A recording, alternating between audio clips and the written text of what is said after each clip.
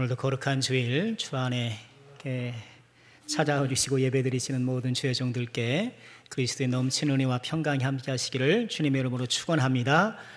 자, 우리 서로 축복하며 인사하실까요? 네, 평강하세요. 평강하세요. 평강하세요. 네, 평강하세요. 네, 평강하세요. 주일 인사는 잘 오셨습니다가 제일 좋은 것 같아요. 한 번 더 인사하실까요? 잘 오셨습니다. 잘 오셨습니다. 네, 잘 오셨습니다. 네, 잘 오셨습니다. 오늘 어버이 주일을 맞고 있는데요. 우리는 계속해서 성령의 9가지 열매를 묵상하고 있습니다. 오늘은 5번째 성령의 열매 자비인데요. 여러분, 자비는 뭘까요? 자비 그러면 느낌은 오는데 자비가 뭡니까? 라고 말하려고 하면 선뜻 말하기가 쉽지 않습니다. 자비를 국어사전은 이렇게 설명하더라고요. 남을 깊이 사랑하고 가엾게 여김 또는 그렇게 여겨서 베푸는 혜택, 이게 자비라는 거예요. 다른 사람을 깊이 사랑해서 그 사랑의 마음에서 나오는 그런 혜택 또는 섬김, 선행, 뭐라도 좋겠죠. 자비라는 거예요. 사랑과 자비는 겹쳐 있죠. 자비는 사랑의 한 부분인 것이죠. 그럼 자비와 사랑은 뭐가 다를까요? 사랑과 자비는 어떤 차이가 있을까요? 어떤 사람이 그러더라고요. 사랑은 기독교, 자비는 불교, 이러더라고요. 그렇지 않죠? 우리가 어떤 개념을 이해할 때는 사례를 통해 이해할 때가 도움이 되는 경우가 많이 있습니다. 그러니까 어떤 사례를 보면 그것이 무엇인지 이해하기가 쉬운데요. 자비의 사례 2가지를 좀 먼저 말씀드리고 싶습니다. 그러면 이 자비가 무엇인지 더 쉽게 알 수 있을 것입니다. 신약과 구약에서 각각 한 가지를 찾고 싶은데요. 먼저 신약에서 발견되는 자비의 사례는 바로 오늘 우리가 읽은 말씀, 이 선한 사마리아인 이야기입니다. 우리가 너무 잘 아는 말씀이죠. 오늘 말씀은 어디에서 시작되나요? 우리가 읽지는 않았습니다만 25절에 한 율법 교사가 예수님을 찾아와서 시험 질문을 던지는 것에서부터 시작이 됩니다. 선생님, 내가 무엇을 하여야 영생을 얻겠습니까? 율법학자가 예수님께 질문으로 도전했어요. 그러자 예수님께서 그가 율법 교사인 것을 아시고 되물으시죠. 율법에 뭐라 기록되어 있느냐? 너 내가 어떻게 읽느냐? 그러자 율법 교사는 전문가답게 즉각 대답합니다. 대답하여 이르되 내 마음을 다하여 목숨을 다하며 힘을 다하며 뜻을 다하며 주 너희 하나님을 사랑하고 또한 내 이웃을 내 자신같이 사랑하라, 그렇게 말씀했습니다. 예수님이 이어 말씀하시죠. 내 답이 옳도다. 이를 행하라. 그러면 살리라. 그러자 이 율법 교사가요, 자기를 옳게 보이려고 한 가지 질문을 예수님께 더합니다. 그러면 내 이웃이 누구입니까? 내 이웃이 누구냐는 거예요. 오늘 우리 읽은 이 본문 선한 사마리아인의 이야기는 내 이웃이 누구입니까? 라는 이 율법 교사의 질문에 예수님이 대답하신 것이죠. 자, 내용은 그렇죠.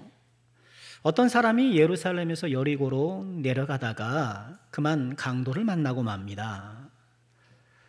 어떤 주석을 보니까요, 이 예루살렘에서 여리고로 내려가는 이 길이 참 유명한 우범 지역이라고 하는데요.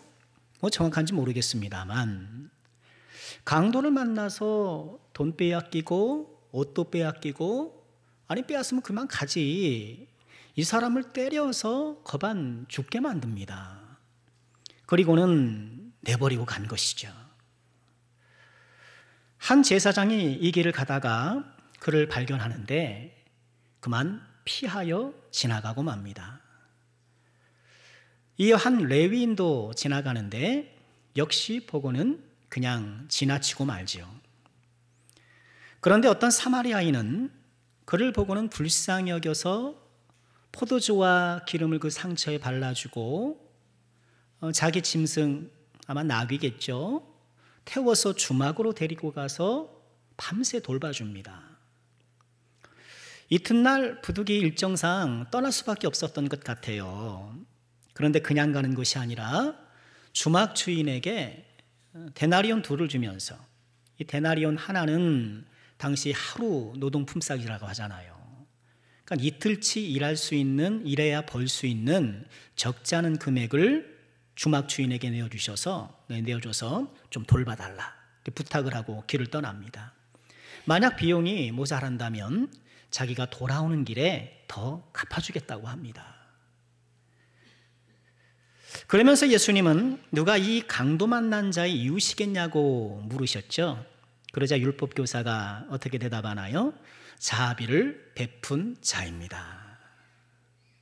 지금 율법교사는 예수님을 한번 넘어뜨려 보려고 이렇게 나쁜 마음으로 주님을 찾아왔지만, 예수님의 말씀 속에 들려지는 이 사마리아인의 행위를 자비로운 행위라, 자비로운 것이다 라고 말하는 데는 부정할 수가 없었던 거예요. 이렇게 율법 교사조차 이런 행위를 자비롭다고 하는 거예요. 자, 2번째 사례. 2번째 자비의 사례를 우린 구약에서 발견하게 되는데요. 룻기 이야기를 한번 되새겨봤으면 좋겠습니다. 사사들이 다스리던 시대에 이 베들레헴에 엘리멜렉이라는 사람이 살고 있었죠. 그런데 흉년이 들고 맙니다. 엘리멜렉은 부인 나오미와 또 2 아들 말론과 기럝과 함께 이방 땅 모압으로 이주를 하지요.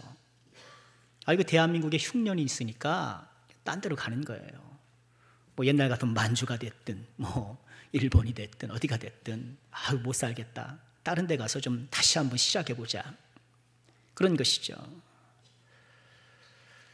이른바 아메리칸 드림, 모압 드림을 꿈꾸고 한 가정이 야심차게 이방 지역으로 간 것이죠. 그런데 모압 땅에서 그만 이 가장 엘리멜렉이 갑자기 죽고 말아요. 이 졸지에 남편을 잃었잖아요, 이 나오미가.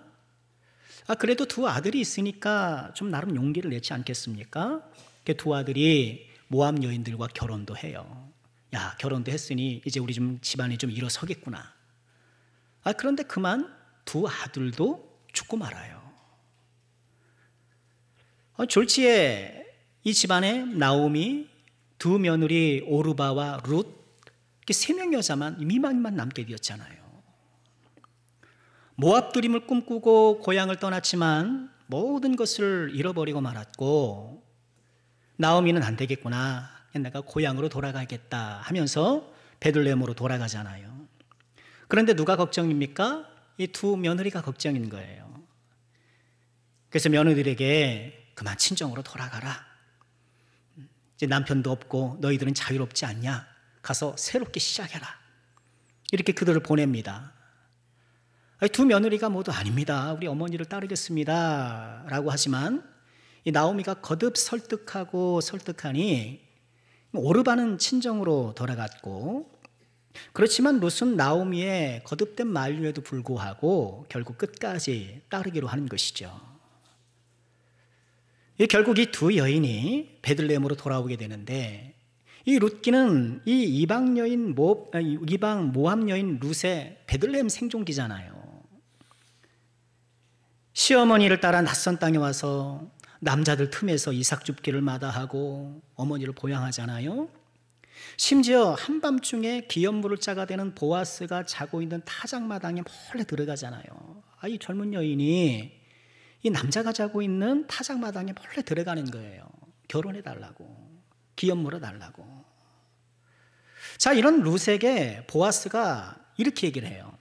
룻기서 3장 10절에 보면, 그가 이르되 내 딸아, 여호와께서 내게 복을 주시기를 원하노라. 내가 가난하건 부하건 젊은 자를 따르지 아니하였으니 내가 베푼 인애가 처음보다 나중에 더하다. 이 인애라는 말 쓰는데, 이 보아스가 이내라고 말한 이 단어는 헤세드라는 단어인데요. 성경에서의 헤세드는 사랑, 인자, 인애, 자비, 아주 다양하게 번역되는 이 단어인데, 오늘 이 룻기 3장 10절에서는 인애라고 말했습니다만 오늘 주제에 맞추어서 자비라고 바꾸어도 조금 더 의미가 틀려지지 않죠. 내가 베푼 인애가, 내가 베푼 자비가 전부 다 나중에 더하다라는 거예요. 그러니까 앞서 선한 사마리아인도 그렇고 이 룻의 이야기도 그렇고 이 두 사람의 행위를 성경은 뭐라고 칭찬해요? 자비라고 칭찬하는 거예요. 이 자비의 대표적인 사례인데, 우리는 이 두 이야기, 이 자비의 사례에서요, 자비의 특징이 무엇인지를 확인하게 돼요. 이 자비는 무엇인가? 이 자비는요, 의무를 초월한 사랑이에요. 자비는 사랑의 한 부분인 것은 틀림없지만 의무를 초월해요. 여러분, 선한 사마리아인이 그렇잖아요. 또 룻의 이야기를 그렇잖아요. 우리가 이 두 사례를 접하면서 공통적으로 일어나는 생각은 뭔가요? 아니, 이렇게까지 하냐? 이렇게까지 하냐? 그런 생각이 들잖아요. 아니, 사마리아인은, 제사장 레위인도 그냥 지나가는 마당에 본인이 그럴 의무가 없잖아요. 그런데도 강도당한 사람을 여관까지 데려다주고, 여관까지 데려다주는 것도 대단하지 않겠습니까? 그런데 그를 밤새 돌봐주고 돌아오는 길에서도 그를 돌봐주겠다고 하고 그러는 거예요. 그럴 의무가 없는데 그런 사랑을 베푸는 거예요. 여러분, 룻도 마찬가지잖아요. 이 나오미가 이제 돌아가라고 할 때에 동서 오르바는 친정으로 돌아가잖아요. 여러분, 오르바를 비난해서는 안 돼요. 오르바는 자기가 할 수 있는 결정을 한 거예요. 남편도 없고 남편의 형제도 없어서 더 이상 내가 기업을 이어받을 수 있는 그런 조건도 안 되고, 이제 남편이 없으니 법적으로 자유롭잖아요. 그러니 그가 자기 고향으로 친정집으로 돌아가서 새 출발을 하는 것은 룻의 자유로운 선택이에요. 비난해서는 안 돼요. 또 이렇게 오히려 새 출발을 해서 잘 사는 것이 이 시어머니 나오미의 마음을 편안하게 해주는 또 다른 효도일 수도 있잖아요. 그런데 룻은 오르바와는 다른 선택을 한 거예요. 그럴 의무가 없음에도 불구하고, 동일하게 그런 자유와 그런 권리가 있음에도 불구하고 시어머니 나오미를 봉양하는데 그 권리를 쓰기로 한 거예요. 그렇게 하지 않았다고도 누구 비난하지 않을 거예요.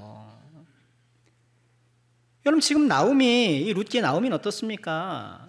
이 선한 사마리안 이야기에서 강도당한 사람이 나오는데, 이 나오미야말로 구약에 강도당한 사람 아니겠습니까? 남편을 강도당하고 두 아들을 강도당하고 모압 드림을 강도당하고 세월을 강도당하고, 이 강도당한 이 여인을 내버려두지 않고 자기의 권리를 내려놓고 이 여인을 섬기기로, 시어머니를 섬기기로 한 이 룻의 선택, 우린 그것을 자비라고 얘기하는 거예요. 이 자비는 의무를 초월해요. 그렇게 안 해도 되는데 그렇게 하는 게 자비예요. 또한 자비는 보상을 초월해요. 보상을 바라고 하는 것이 아니에요. 이 사마리아인이 뭔가 보상을 바라고, 그렇죠, 이 다친 사람, 이 강도 만난 사람을 잘 보살펴주면 내가 표창장이라도 받겠지, 그런 기대를 하고 있겠나요? 아니었던 거예요. 룻도 마찬가지죠. 야, 내가 시어머니 봉양하면 혹시 숨겨놓은 재산이 있을 줄 모르니까 그건 다 내 거. 그렇게 생각했던 거 아니잖아요. 실제로 나오미는 아무것도 가지지 못했고, 기업물자가 나와서 회복시켜주지 않으면 아무것도 할 수 없는 빈털털이었어요. 사마리아인과 이 룻은요, 어떠한 보상을 바라고 그런 것을 한 것이 아니에요. 또 요즘에는 우리가 어떤 선행을 하고 남을 도와줄 때 뿌듯함을 느끼잖아요. 그래서 그 뿌듯함을 느끼기 위해서 또 선행을 하긴 하는데, 안 하는 것보다 낫긴 하지만 이 두 사람을 볼 때에, 자비의 두 사람을 볼 때에 어떤 뿌듯함을 느끼기 위해서 한 것 같지도 않아요. 자비란 보상을 초월하는 거예요. 자비와 사랑은 어떻게 다른가? 자비는 사랑의 한 부분이긴 한데, 우리가 그것을 자비라고 말할 때에는 의무를 초월해서 사랑할 때, 보상을 초월해서 사랑할 때 우린 그것을 자비라고 부르는 거예요. 여러분 어떤가요? 나는 자비로운 사람인가? 하지 않아도 되는 것을 할 수 있는 사람인가? 어떤 보상이 없다 하더라도, 아니 보상 자체를 생각하지 않고 누구를 돕고 섬길 수 있는 사람인가? 우리가 주목할 것은요, 이렇게 의무를 초월하고 보상을 초월한 이 자비의 사랑이 누구의 사랑일까요? 하나님 아버지의 사랑인 거예요. 하나님께서 우리를 사랑할 때 자비롭게 사랑하셨어요. 그럴 의무가 없음에도 불구하고 어떤 보상을 기대하지 않으시면서 우리를 사랑해 주신 것이죠. 우리 지난 시간에 용납 또 오래 참음을 우리가 같이 나누면서 오래 참음의 구체적인 모습이 뭐라고 나눴나요? 노하기를 더디하는 것. 기억나시나요? 어떻게 한 주간 노하기를 더디하셨나요? 말씀을 들은 건 들은 거고 파직파직 하면서 예, 스파크 일어나면서 혹시 사신 건 아닌가요? 노하기를 더디하는 것도 하나님의 성품인데 그 하나님의 성품을 확인하기 위해서 출애굽기 34장 6절을 우리가 한번 인용해 봤어요. 출애굽기 34장 6절을 다시 보실까요? 여호와께서 그의 앞으로 모세 앞으로 지나가시며 선포하시되 여호와라 여호와라 자비롭고 은혜롭고 노하기를 더디하고 인자와 진실이 많은 하나님이시라. 여기서 노하기를 더디하신다, 하나님이 자기소개를 그렇게 하시는데 하나님께서 가장 먼저 언급하신 자기소개의 첫 번째 덕목이 뭐예요? 자비롭다라는 거예요. 자비롭다. 여호와라 여호와라 자비롭고 은혜롭다. 하나님은 자비의 하나님. 그러니 기독교는 사랑, 불교는 자비가 아니에요. 우리 하나님께서 자비의 하나님, 의무를 초월하여 보상을 초월하여 우리를 사랑하시는 하나님. 그렇죠. 하나님께서 무슨 의무가 있으셔서 우리에게 다가오시고 사랑을 베푸셨겠어요. 우리와 언약을 맺으시고 그 언약에 스스로 의무를 부여하셔서, 아니 그렇게 하지 않으셔도 되는데 그 언약을 성실하게 지키시면서 우리를 사랑해 주시잖아요. 우리는 밥 먹듯 그 언약을 어겨나가는 그런 배신의 아이콘들인데, 그래서 하나님께서 우리와의 언약을 깨신다 한들 전혀 이상할 것이 없음에도 불구하고 하나님께서는 끝까지 그 언약을 견지하시고 우리를 사랑해 주시는 거예요. 의무를 초월한 하나님의 사랑. 하나님의 사랑은 보상을 넘어 보상을 초월하신 사랑이죠. 여러분, 우리 하나님께 영광 돌립니다. 저도 오늘 헌금 기도하고 기도하면서 하나님 영광 받으세요, 영광 받으세요 했는데, 우리가 뭐 영광이라고 하나님께 만들어 드린다 한들 하나님 앞에 뭐 어떤 보탬이 될 수 있을 것 같습니까? 그렇지 않아요. 우리 하나님은 하나님 스스로 완전하시고 스스로 충만하시고 영원하신 분이시기 때문에 우리가 뭘 그렇게 한다고 해서 하나님의 보탬이 되는 게 아니에요. 여러분, 저기 새만금 가가지고 거기서 그냥 막 하루 종일 물을 한번 퍼주십시오. 한번 바가지로 내가 열심히 퍼보세요. 내가 바가지로 바닷물에 뭐 더한다 한들 바닷물에 뭐가 더할 것이고 무슨 보탬이 되겠습니까? 우리 하나님께서 의무를 초월하사 보상을 초월하사 우리를 사랑하신 그 자비의 사랑이 있어서 지금 우리가 살아가는 것 아니겠습니까?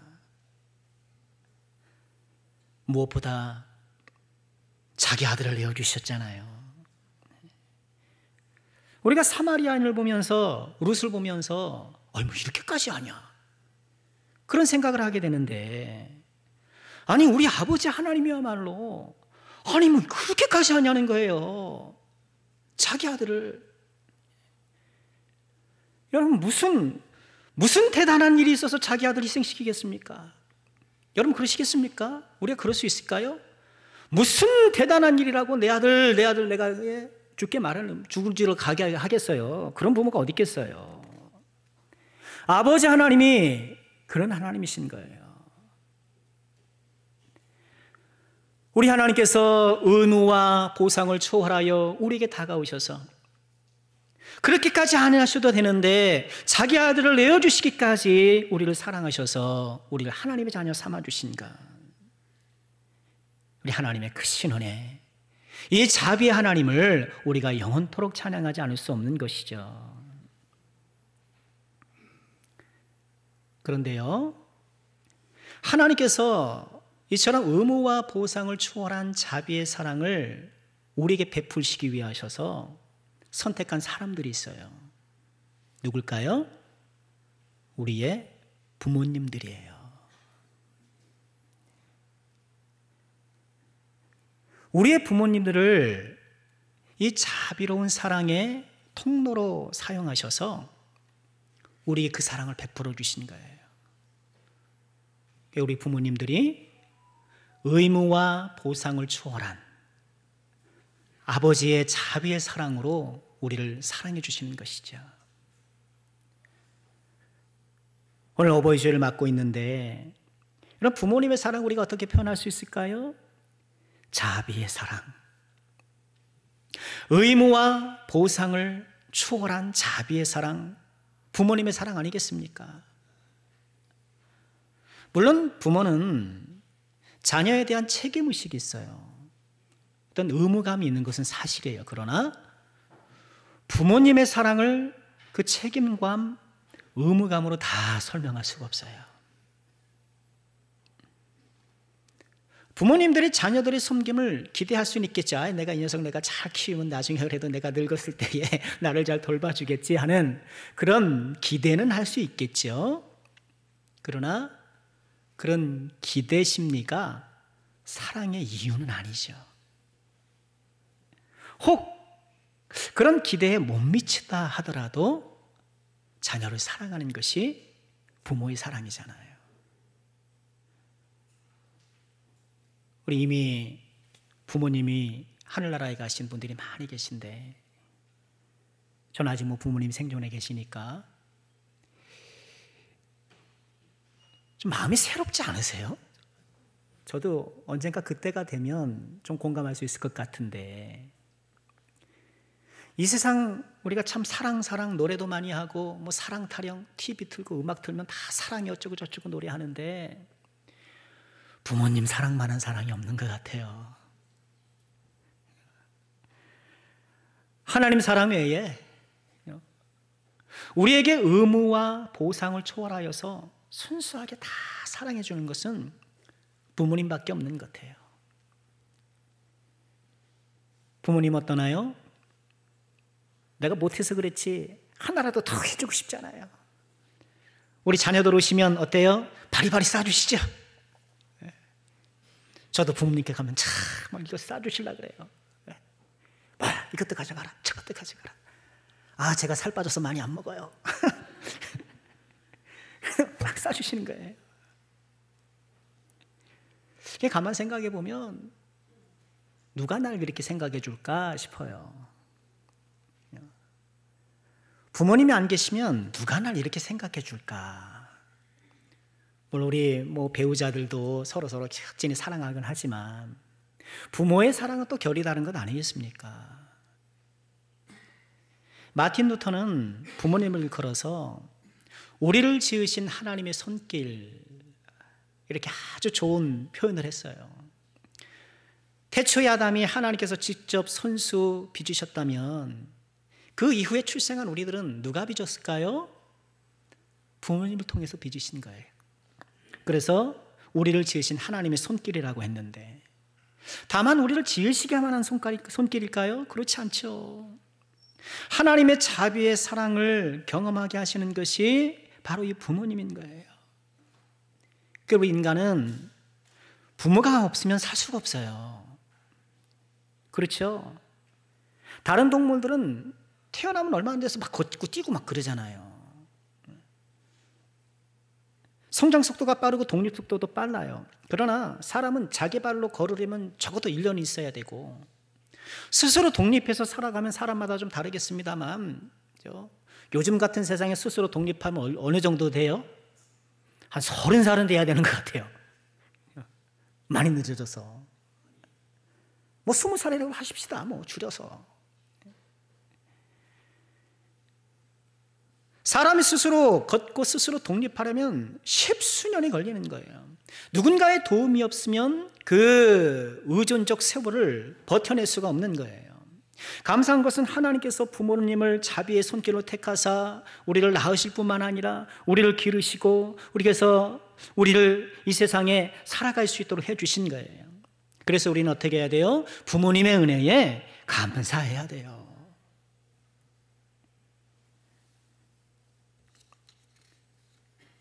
그런데 이 세상이 죄악으로 오염되어서 부모님이라도 다 천사는 아니잖아요. 여기 우리 문제가 있어요. 우리는 어렸을 때부터 학교 가서 배우면 어머니는 천사상처럼 이렇게 배웠는데 여러분 그런가요? 꼭 그런 것은 아니에요. 부모님의 사랑이 자비의 사랑, 즉 의무를 초월한 사랑이라고 했는데 간혹 보면 의무를 초월하기는커녕 기본적인 의무조차 안 하는 부모도 있어요. 우리가 그런 뉴스를 보잖아요. 부모님이 나의 든든한 버팀목이 되기는커녕 오히려 인생에 큰 걸림돌이 되고 인생에 큰 상처를 안겨주고 남 같으면 안 만나면 되는데 안 만날 수도 없고 일평생 부모에 대한 부정적 감정을 처리하지 못해서 시린 가슴으로 지옥 같은 세월을 살아가는 사람들이 간혹 있을 수 있다는 거예요. 그러나 확신하건대요, 장차 우리가 천국에 가고 하늘나라에 올라가서 그래서 우리에게 약속된 그 영생 복락을 누리게 되면 내가 비록 부모님 때문에 간혹 힘들 수 있고 마음 다칠 수도 있고 고통스러울 수 있다 할지라도 그 영생 복락을 누리면서 야, 내가 그래도 부모님 덕에 이 세상에 존재해서 이 복을 누리는구나 감사하게 될 거예요. 그래 부모에 대한 감사도요 믿음으로 감사하는 거예요. 믿음으로 감사하는 거예요. 우리 감사가 그렇지 않습니까? 조건이 있을 때 감사 당연히 해야 되겠지만 조건이 채워지지 않아도 믿음으로 감사하는데 우리 부모님께 감사하는 것도 마찬가지인 거예요. 부모를 공경하라라고 말씀했는데 세상 부모가 다 천사 같고 다 자비롭고 다 훌륭해서 공경하라고 했겠습니까? 비록 그렇지 못한다 할지라도 예수 안에서 장차 우리에게 베푸실 그 은혜와 복락을 바라보며 우리에게 부모를 공경하라고 말씀해 주신 거예요. 여러분, 지금 내가 이 땅에서 겪는 상처와 고난을 보상받지 못할 것이라는 그런 불신앙을 제발 버리시길 바라요. 제발 버리시고, 그건 불신앙이에요. 목사님 뭐 편하게 살아서 내가 얼마나 마음 모르겠지. 내가 얼마나 괴롭고 힘든데. 목사님 모르고 저런 소리 한다. 제가 뭐 인간적으로 모를 수 있죠. 그러나 여러분, 내가 이 세상에서 겪는 헛되한 고난과 상처를 보상받지 못하는 경우가 없어요. 로마서 8장 18절에 이렇게 말씀을 하셔요. 다 같이 읽겠습니다. 시작. 생각하건대 현재의 고난은 장차 우리에게 나타날 영광과 비교할 수 없도다. 이 세상에서 부분적으로 또한 하나님 나라에서는 완전한 형태로 우리 세상에서 우리가 당했던 모든 고난들, 그것이 외부적 환경이든 가족이든 어떤 이웃이든 어떤 상처가 되었든 내가 죄로 인해서 내 스스로 자업자득이 되었던 어떤 고난이든 간에 이 세상의 모든 고난은 장차 우리에게 나타난 영광과 비교할 수가 없는 거예요. 혹여나 가정의 달을 맞이하여서 이 가정 행복에 대해서 부담을 느끼는 분들이 혹 계시다고 한다면 이 영광의 약속을 다시 한번 바라보시면서 현재의 고난과는 비교할 수 없는 이 하나님 나라의 영광을 바라보시면서 다시 한번 믿음으로 이기시고 하나님 앞에 충성되이 나가는 우리가 될 수 있기를 주님의 이름으로 축원합니다. 부모님은 우리를 향한 하나님의 자비의 손길이에요. 그래서요, 이웃 사랑이 하나님 사랑인 것처럼 부모 공경이 하나님 공경이에요.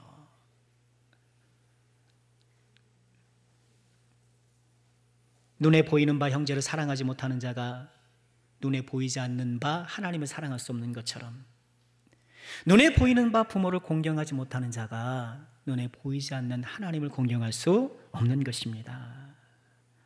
우리 사랑하는 남성께 모든 권속들은 하나님의 자비의 사랑이 부모님을 통하여서 나에게 다가온 것을 감사히 여기면서 우리 역시도 자비의 사랑으로 부모를 섬기게 되기를 주님의 이름으로 축원합니다. 하나님은 자비의 하나님이십니다. 자비의 하나님이실 뿐만 아니라 또 우리에게 자비로운 사람이 되기를 기대하십니다. 누가복음 6장 36절에 이렇게 말씀을 하셔요. 같이 읽습니다. 시작. 너희 아버지의 자비로우심 같이 너희도 자비로운 자가 되라. 우리도 자비로운 사람이 돼야 돼요. 자비로운 사람이 돼야 돼요. 의무를 초월해서 보상을 초월해서 자비로운 사람이 돼야 돼요. 여러분 요즘 젊은이들 그런다면서요. 회사 가도 내가 딱 할 고일만 딱 하고 시키는 일만 딱 하고 내가 받은 월급 같지만 딱 하고 그런다면서요. 우리 믿음의 젊은이들은 좀 그러시면 안 돼요. 물론 내가 어리석게 막 이용당하는 것도 좀 안 되겠지만, 그래 안 되겠지만, 그래서 우리는 믿음으로 주님을 바라보고 하는 거예요.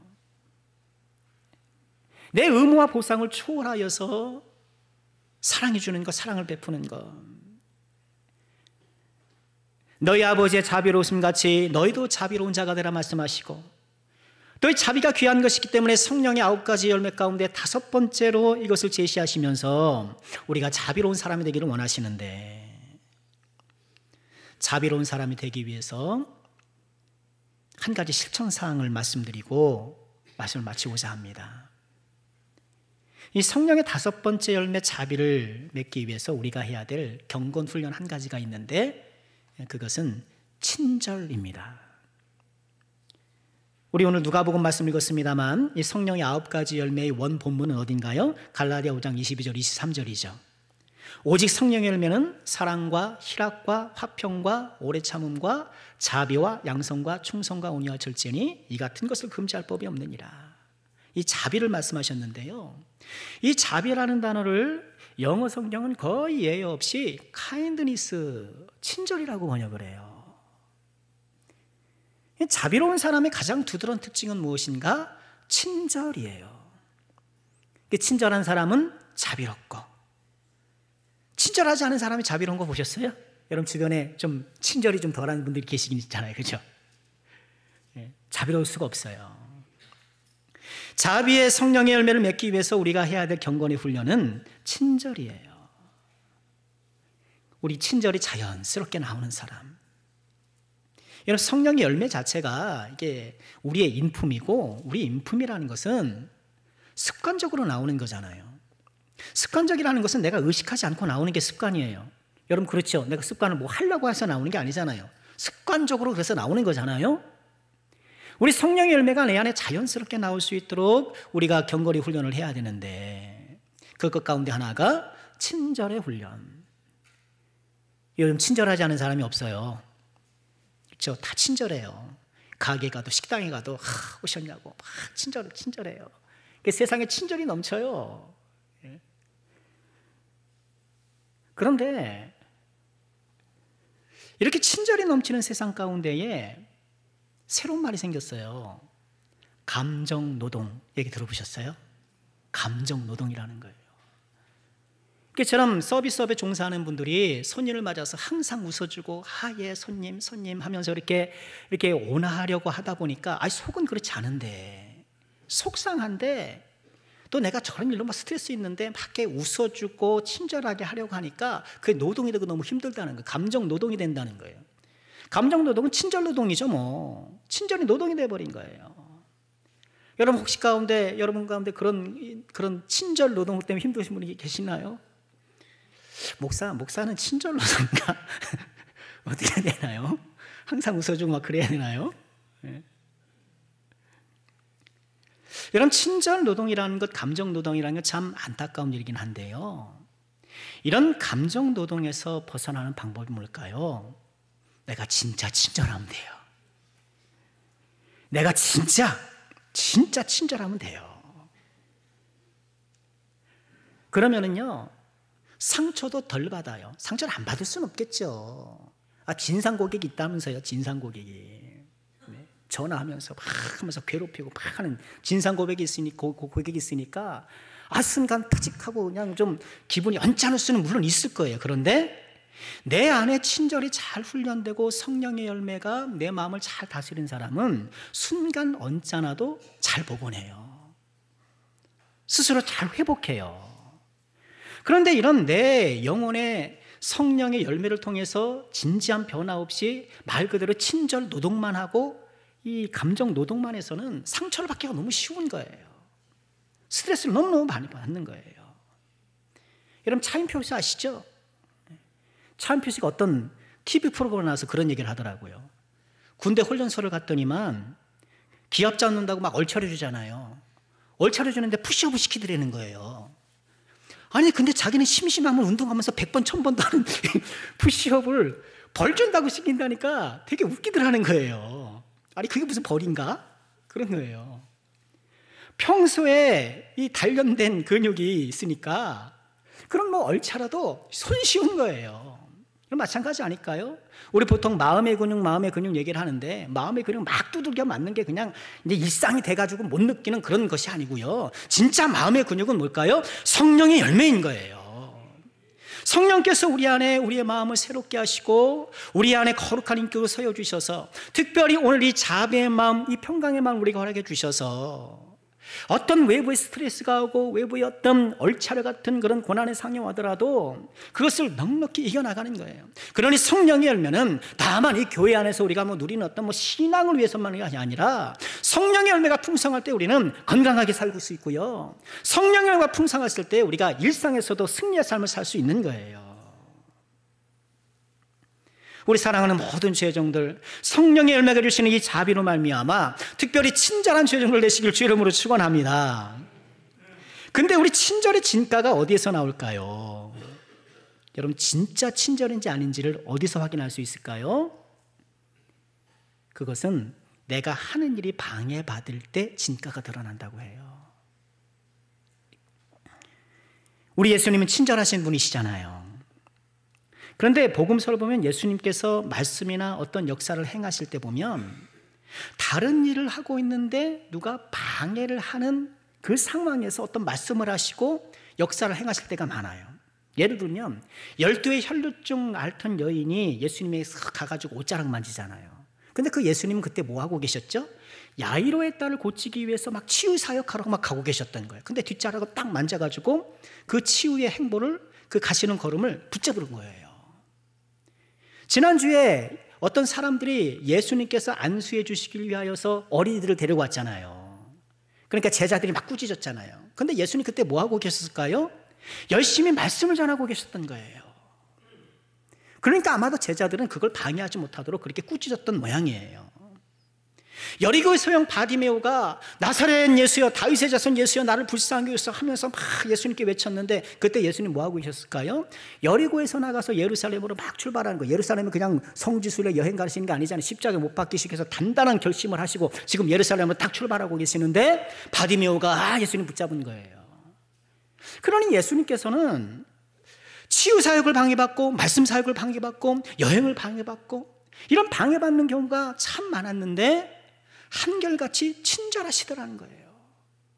여러분 그게 친절이라는 거예요. 여러분 평상시 우리는 다 친절할 수 있죠. 예, 목사님, 예, 집사님, 권사님으로 친절 할 수 있는데 전장 내 일상에서 내가 하려고 했던 어떤 일들이 방해받을 때 나의 본 성격이 나타나는 거예요. 말씀 준비하면서 회개를 많이 했어요. 고작이 설교 준비한다고 제가 집에서 여러분 뭐 어떻게 들으시는지 모르겠습니다만 제 딴에는 그냥 할 수 있는 걸 다 동원해서 말씀을 준비하고 있는데 뭐 방해가 있고 또 좀 뭐 이렇게 좀 손 안 하고 그러면 괜히 그냥 짜증이 나고 그러더라고요. 그러면 안 되겠구나, 덜 됐구나. 예. 말씀 준비하면 생각했는데 우리 사랑하는 모든 죄종들은 어떤 방해에도 불구하고 본래 친절이 자연스럽게 스며나오는 이 친절의 종들이 되시기를 주의 이름으로 축원드립니다. 말씀을 정리하려고 하는데요. 자비의 사람은 친절의 사람이에요. 근데 친절의 절자는요, 끊을 절자예요. 희한하죠. 친절에 끊을 절자가 있는가? 이것이 일본에서 나온 한자라고 하더라고요. 왜 일본 사무라이들은 어떤 일에 실패하면 막 할복하고 그러잖아요. 막 스스로 자결하고 그러잖아요. 근데 스스로 자기의 배를 찌르고 막 이렇게 할복하고 자살하는 게 얼마나 고통스럽고 또 한 방에 죽진 않잖아요. 그러니까 이렇게 매우 고통스러울 때 옆에 있는 친구가 빨리 죽으라고 칼로 목을 벤다는 거예요. 그게 친절이라는 거예요. 그게 친절이라는 거예요. 뭐 어느 정도 이렇게 이게 분명한 그런 견해인지는 모르겠습니다만 일본 문화는 좀 잔인한 게 있잖아요. 여러분, 좀 잔인한 유래이긴 하지만 우리가 친절한 사람이 되려면, 자비의 사람이 되려면 좀 끊어야 할 것도 있는 건 사실이죠. 짜증도 좀 끊고, 불평 불만도 끊고, 이기적인 생각, 계산적인 생각도 좀 끊고, 이런 친절이 있을 때 정말 친절한 성도가 될 것이 아니겠는가. 말씀 마치겠습니다. 성령의 9가지 열매, 5번째 열매 자비 열매를 살펴보았는데, 자비란 무엇인가? 의무를 추월하고 보상을 추월한 사랑이더라. 그리고 이 자비는 아버지 하나님의 사랑이며 특별히 부모님을 통해 우리에게 베풀어 주시는 사랑이더라. 하나님의 사랑, 부모님의 사랑을, 이 자비의 사랑을 받는 우리 역시 어떤 사람이 되어야 될까요? 자비의 사람. 이 자비로운 사랑을 베푸는 자비의 사람이 되어서 이 성령 열매가 풍성하여서 참으로 하나님 앞에 기쁨이 되는 삶을 살아가는 저와 여러분이 꼭 될 수 있기를 주님의 이름으로 축원합니다. 기도하겠습니다. 아버지 하나님, 감사합니다. 그러실 의무도 없으시고 어떤 보상도 불필요하신데 그저 사랑하심으로 저희를 하나님 자녀 삼아주시니 감사합니다. 아버지 하나님이 자비하신 것처럼 저희도 자비로운 사람이 되게 하여 주옵소서.